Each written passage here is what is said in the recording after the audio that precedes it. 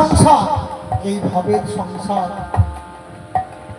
ত্যাগ করে তিনি চলে গেছেন তার যে আসল ঠিকানা, সেই আসল ঠিকানায় তিনি চলে গেছেন। তিনি দিয়ে গেছেন অনেক কিছু আমাদেরকে, আমাদের এই সমাজকে দিয়ে গেছেন। তারই তিনারই আজকে এই মৃত্যু দিবসে, তিনারই স্মৃতি উদ্দেশ্যে আজকে আমরা তিনারই গৃহে শ্রীমদ ভাগবত অমৃত কথা পরিবেশন করব। এই অমৃত কথা পরিবেশন করতে গিয়ে যদি আমার কোনো ভুল ত্রুটি হয়ে যায়, তাহলে নিজ সন্তান জ্ঞানে আপনারা আবার ক্ষমা মার্জনা করে দেবেন। মাগো, ভাগবতের কথা আমি কিছু জানি না, তবুও যেটুকু জানি বলার চেষ্টা করব। স্বয়ং গোবিন্দ মা সরস্বতী যেটুকু বলাবে সেটুকুই আমি বলব। এই কথাটা বলতে গিয়ে যদি আমাদের কোনো ভুল ত্রুটি হয়ে যায়, আপনারা আমার যে সম্প্রদায় দোহারে আছে, বীরভূম জেলা কালীপুর থেকে আগত মাননীয় পরিমল মণ্ডল মহাশয় এবং শ্রীখলে আছে সাগরদিঘি থেকে আগত মাননীয় পিন্টু মণ্ডল মহাশয় এবং এই ঘরের ছেলে মেঘদূত মণ্ডল মহাশয়, আমরা এই সম্প্রদায় নিয়ে যে ভাগবত আসল ভাগবত কথা পরিবেশন করব, এই কথা বলতে গিয়ে যদি আমাদের কোনো ভুল ত্রুটি হয়ে যায়, নিজ জ্ঞানে নিজ গুণে নিজ সন্তান করে ক্ষমা মার্জনা করে দেবেন। আজকে আমরা কি জন্য উপস্থিত হয়েছে এখানে? না শ্রীমদ ভাগবত অমৃত কথা শ্রবণ করব বলে। কেন এই শ্রীমদ ভাগবত অমৃত কথা আমরা কেন শ্রবণ করব? কি আছে এই শ্রীমদ ভাগবতী অমৃত কথা?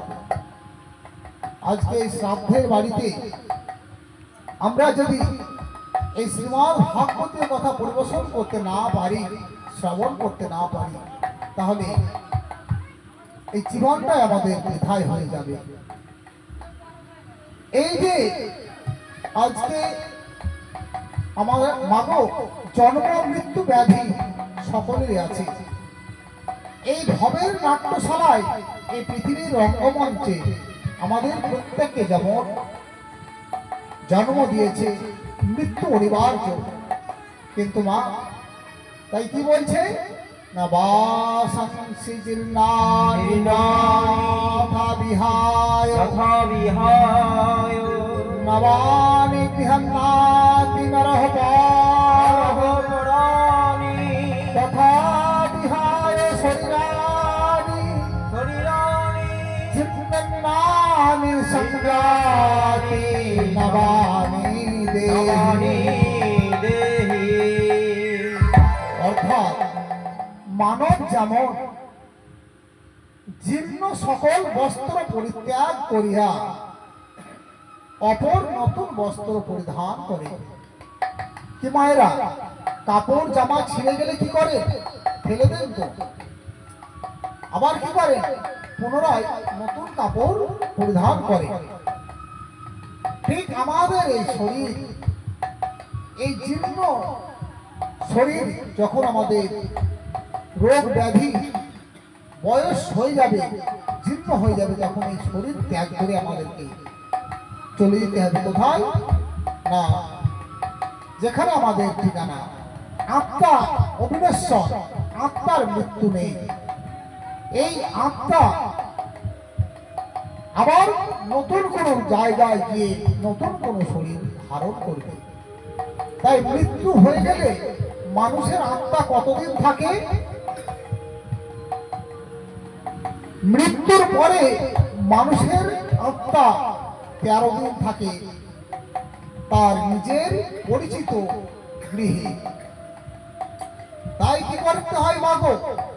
মৃত্যুর সঙ্গে সঙ্গে যখন সেই ব্যক্তির মৃত্যু হয়ে যায়, তখন সে ব্যক্তি কিন্তু জানতে পারে না যে তার মৃত্যু হয়েছে। তার লাশখানা যখন পড়ে থাকে, যখন তার আত্মীয় পরিজনরা হাওয়া করে কাঁদতে থাকে, তখন সে শুধু ভাবে তার আত্মা যে এরা কেন কাঁদছে, আমি তো এখনো আছি। এই আত্মা চুপ করাবার চেষ্টা করে কিন্তু পারে না, কারণ তার স্থলদেহ আর নেই, সে বায়ুর সম দেহ হয়ে গেছে, আত্মা হয়ে গেছে।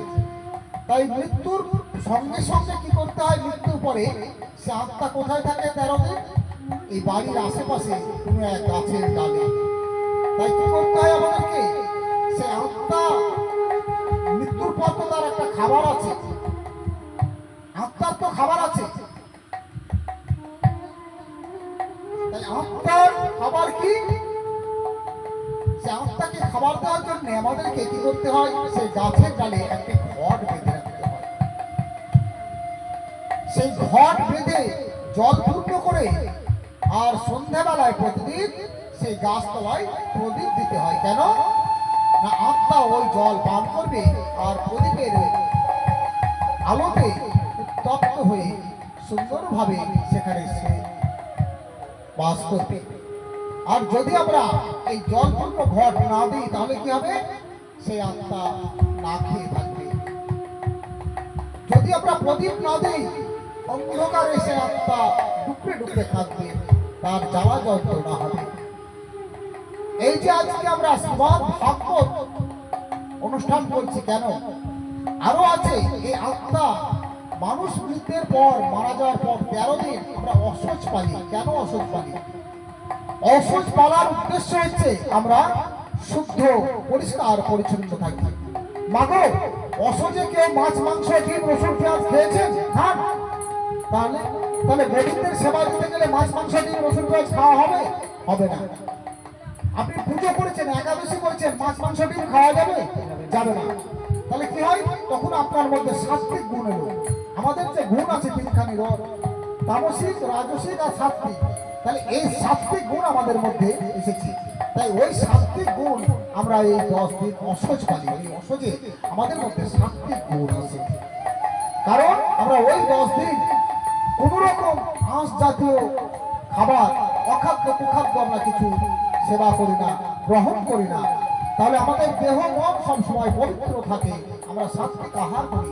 আর সেই 13 দিন কি বলছে মাগো জানেন, গরুর পুরাণ পাঠ করতে। আর গরুর পুরাণ পাঠ করলে সে আত্মার কি হবে না, তার যে যাবার পথ, সেই যাবার পথ সহজ সরল হয়ে যাবে। এই যে যাবার পথ মাগো, এই যাওয়ার পথ বড় দুর্গম, বড় কঠিন। মৃত্যুর পর যমরাজ যখন আসে, যমরাজ স্বয়ং নিজে আসেন না। যমরাজ 3 জন দূত পাঠায়, করাল, বিকল আর বক্রনাশ। এই 3 জন দূত 3খানা পাশ বা দড়ি নিয়ে আসে। এই 3খানা দড়ি নিয়ে সেই বেঁধে নিয়ে যায় আত্মাকে। সেই দড়ি 3খানা কি? তমগুণের দড়ি। তমগুণের দড়ি।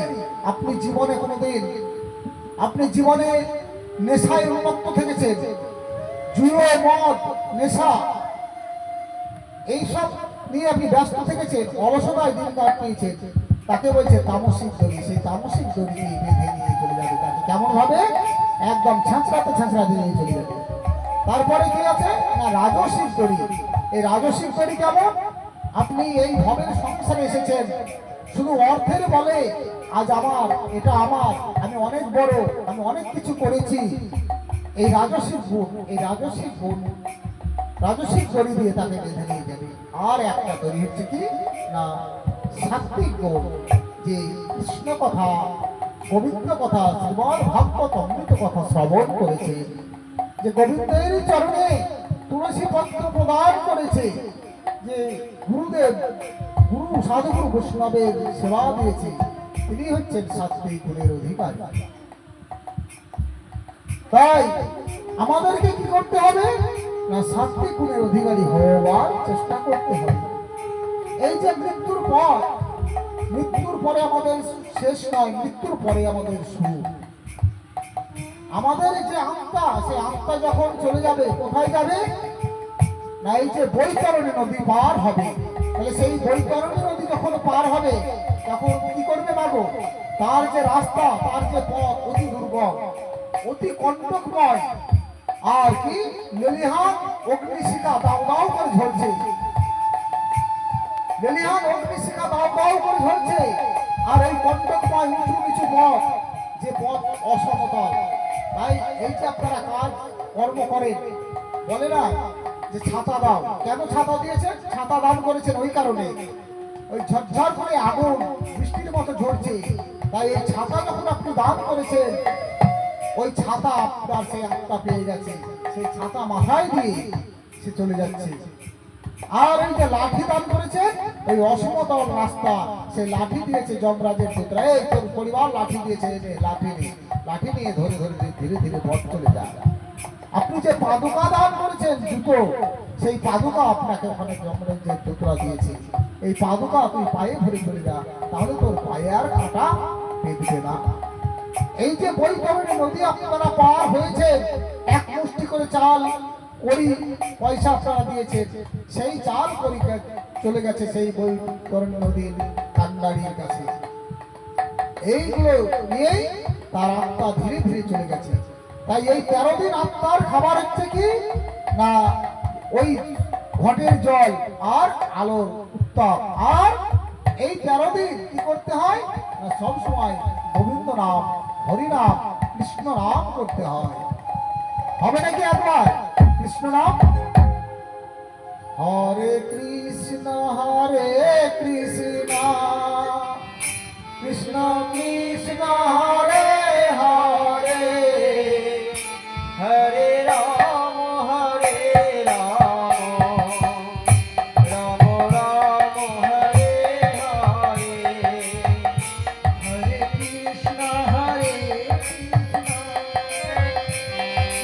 কৃষ্ণ হরে হরে, হরে রাম